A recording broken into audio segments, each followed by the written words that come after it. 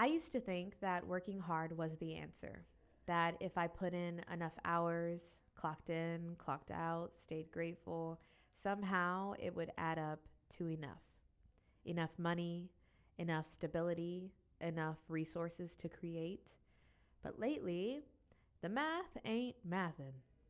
Because here's the truth. In America right now, working 40 hours a week is no longer enough to afford a 2-bedroom apartment. Not in New York, not in California, not even in a lot of smaller cities where people used to run to escape the chaos of rent. According to the National Low Income Housing Coalition, the average full-time worker would need to make about $33.63 an hour just to afford a modest 2-bedroom home. The average renter makes about $23.60, and the federal minimum wage still at $7.25, and it has not changed since 2009. That gap, that quiet growing gap, is where most of us are living our lives, working full time, doing everything right, and still falling behind.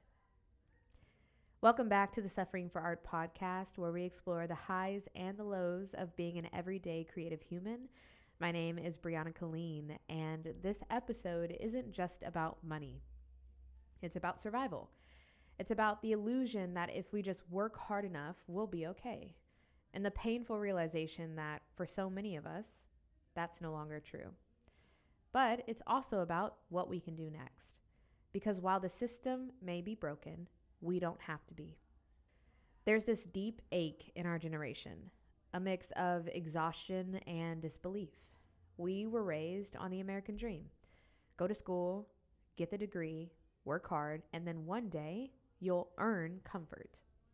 Except we did that, and we're still living paycheck to paycheck. I talked in a previous episode about how the American dream was never just personal. It was a systemic setup, a story sold to us that didn't account for reality. And today I want to expand that conversation because the financial American dream is just as flawed. The promise that if you work hard, play by the rules, and stay disciplined, you'll eventually make it. But for so many of us, that dream feels like it's expired before we ever really got a chance to live it. Creatives, teachers, baristas, full-time employees with side hustles, all of us are quietly asking the same question: why isn't it working? In New York City, where I live, you'd have to make about $40 an hour to afford a 2-bedroom apartment. That's over $80,000 a year just for rent and basic expenses. And the minimum wage here is $16.50 an hour. And for a lot of creatives, the nannies, the servers, the bartenders, that's what we're making, without benefits, without health care, and without life insurance. We're working, performing, creating, serving, and somehow we're being punished for it. And it's not laziness, though that's what people love to say. Get a second job, work overtime, budget better. But how do you budget around a system that hasn't kept up with the cost of being alive? And I don't share all these numbers to make you feel hopeless. I share them because we need to name what's real before we can change it. Because once we name it, we can stop blaming ourselves for being tired. We can stop carrying shame for struggling to survive. And we can start to rebuild differently. The truth is, we probably can't change the minimum wage overnight. We probably won't fix the housing crisis or the wage gap this year. And I'm not saying we shouldn't try. We should stay informed. We should vote, speak up, push for policy change. But if I'm being real, most of us don't have the privilege of waiting for the system to catch up before we learn how to survive it, before we learn how to thrive in it. So what do we do in the meantime? We learn how to play the game. Not in the cynical sense, not selling out or abandoning our values, but by understanding how money actually works. Not in the cynical sense, not selling out or abandoning our values, but by understanding how money actually works, how the system works, so we can move through it instead of always being moved by it. Because here's something most of us were never told. The wealthy aren't playing a different game. They're just playing with a different rule book. They've had access to financial literacy for generations. They were taught about compound interest and investing and tax advantage accounts before they could even rent a car, while most of us were taught how to stretch a paycheck. And that's not your fault. That's just gatekeeping. That's a system designed to make sure financial knowledge stays in certain rooms. But that ends today, because once you understand how money grows and how you can make it work for you, you realize you don't have to wait for permission to start building wealth. And that's where investing comes in. I want to talk about how investing actually works, what it is, why it's not just for finance bros, because this right here is how you start playing the system that was never built for you. When I first started learning about money, it felt like another language. 401k, IRA, ETF, compound interest, so many letters and so many terms. And even with a good upbringing and a basic understanding of money, I was lost. I used to tune out because it felt like a world I didn't belong to, a world of men in suits, graphs on screens, and a phrase like diversify your portfolio. And I know some of you want to tune out of this episode too, but before you do, let me remind you of something. We have to reclaim our financial literacy like it's a creative act, because it is. Financial freedom is creative freedom. So if you get lost or forget the terms after I say them, that is okay. Study this episode, play it back multiple times, grab a notebook and write things down, because when you write things down, you help your brain remember them. And remembering how money works matters. So with that out the way, what we're diving into today assumes that you already have the basics in place. You've got a budget, a savings account, and you're keeping up with your bills. If you don't have those things yet, that is okay. This is just your next chapter, not your starting point. I'd suggest you go back to episode 5 of this podcast, where we talk about budgeting, building savings, and getting your money organized. Once you've done that and you're ready to take the next step towards financial freedom, come back to this episode. This will be the episode for you. Okay, let's break down investing. At its simplest, investing is how you grow your money. Even if the money coming in isn't as much as you want or need right now, a good next step is learning how to make what is left after paying bills and savings grow. So what is investing? Think of the economy as the giant ecosystem where businesses grow, where they trade and create extra value. Each business, from Apple to your local coffee chain, can issue stocks, which are tiny pieces of ownership in the company. When you buy a stock, you're buying one of those tiny pieces. And as the company grows, your piece grows with it. That is how everyday regular people can invest in the stock market. Now, what can be scary about that is these businesses, whether they do good or bad, determine if your money grows or if you lose money. That's what people mean when they say the stock market is going up or down.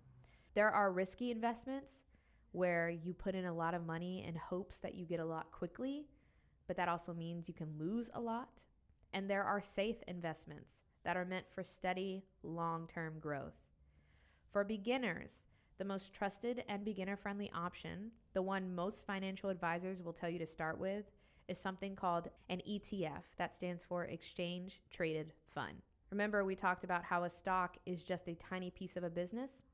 Imagine you took 5 of the top businesses in America, like Apple and Starbucks and Microsoft, and you put them into a basket, a bunch of different tiny pieces from those businesses. I then give you my money for all of those tiny pieces of those businesses. Okay, so that's what an ETF is. It's a bunch of different stocks bundled together. Now let's talk about how you actually invest, the accounts you invest through. There are many different types of investment accounts, and these accounts are basically where you store the money you want to invest. Inside of these investment accounts, you can buy stocks, those tiny pieces of company like Apple or Starbucks that we talked about earlier.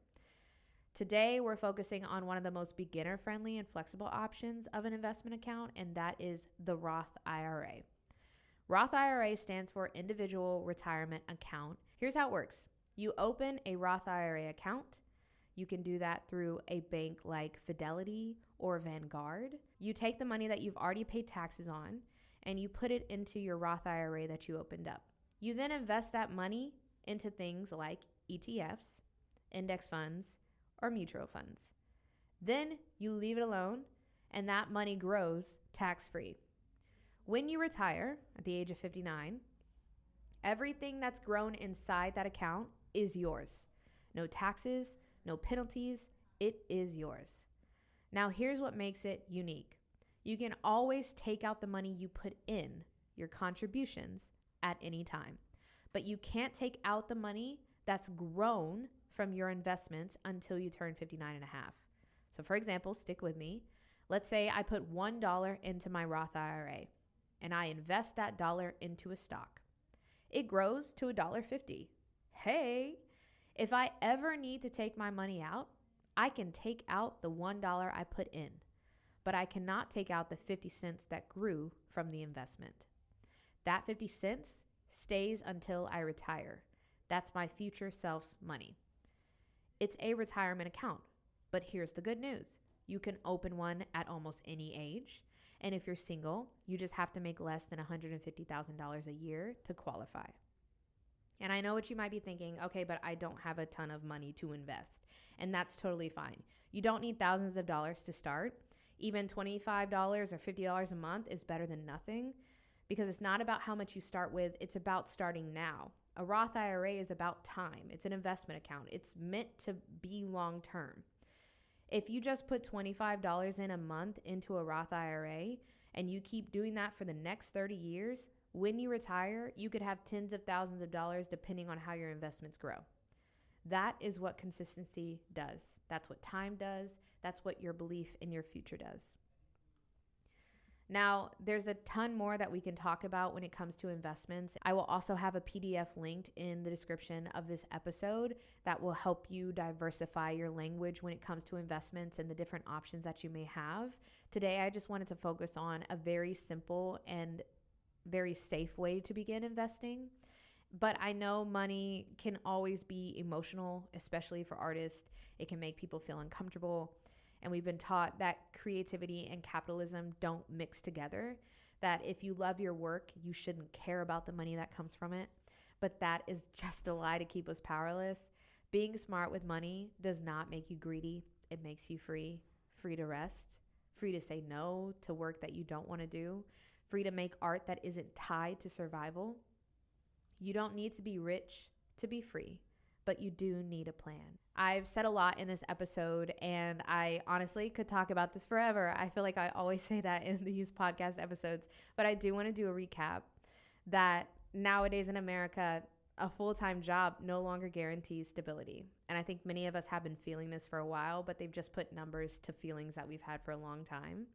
The housing market has priced out millions of working people, and it may seem very helpless, and it may seem you're just like struggling to keep up, and there's no way out.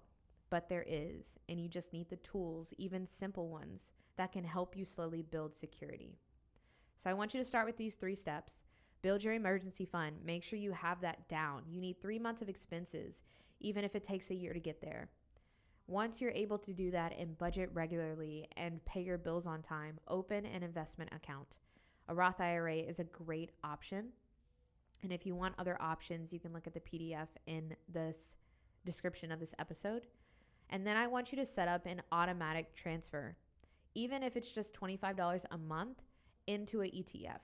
Okay. So you need to just automate it so that you don't even have to think about it. I know you have the $25 because I know you're going to DoorDash. Okay. Instead of DoorDashing, you can still DoorDash actually, but like one of those DoorDashes, because nowadays DoorDashing is like $25. You can take that $25 and invest it. Okay. Invest into your future self. The system may not reward your art, not yet, but your discipline will. Financial freedom is creative freedom. Okay. This is what financial healing looks like. It's not flashy. It's not fast. It's steady. And it's really beneficial. Also note that you are not behind. You are just waking up. Okay. Now that you know what to do, don't panic. Just have a purpose. Your money now has a purpose outside of paying bills. It is there to help create stability in your life. This is the beginning of financial freedom. And maybe your goal isn't just to make it anymore. Maybe the goal is to build a life that can hold you while you create. And I really hope this episode helps you take the first step into that. This is Suffering for Art. Thank you so much for watching this episode. If it helped you, please consider liking the episode and sharing it with a friend, or even just commenting. I'd love to hear your thoughts or your questions. If you want that PDF resource that I was talking about, go to the description box of this episode and it will be linked there. And as always, I am so happy to grow with you. I am so happy to learn with you. And I will see you on the next episode of Suffering for Art.